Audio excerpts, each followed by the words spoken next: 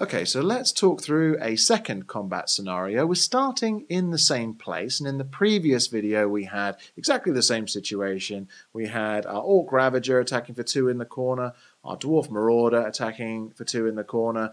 They both got defense values 4 and 3, which means they're not going to die in this situation. It's the Orc player's go.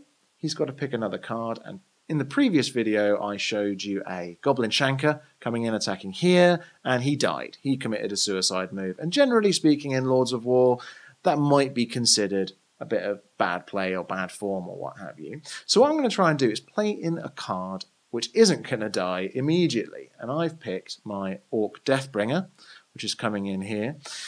Now you can see with the Orc Deathbringer, he's attacking for 3 on the corner. The Dwarf Marauder has nothing to attack back with in his top corner. The Orc Deathbringer has a low defense value, it's only 2, which means that the likelihood is he's probably going to die in the next go. But the Dwarf Marauder, he's not going to kill either of them, which means I, as the Orc player, managed to get a point. I've successfully killed one of the Dwarves, and I now have 2 cards on the battlefield, which leaves me better off than I was in scenario 1. Muchos buenos. For our third combat example, a general is getting involved. We've got the Dwarf General here, Crod Clouthammer. Generals generally have a very high shield value, high defense value.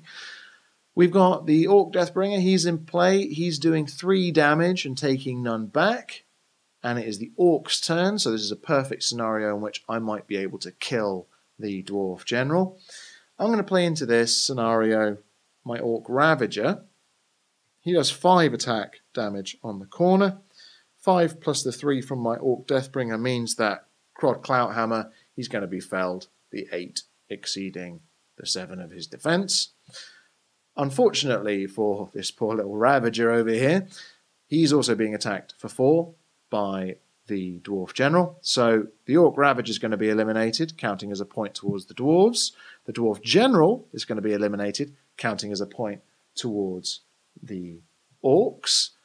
But when a general is eliminated in Lords of War, rather than play passing to the player at the opposite end, so it was the Orcs' go just now, in a normal scenario it would pass on to the Dwarves. Because I killed his general, he effectively loses the opportunity to take a turn. I draw my hand back up to 6 as the Orc player, and then I choose another card to play.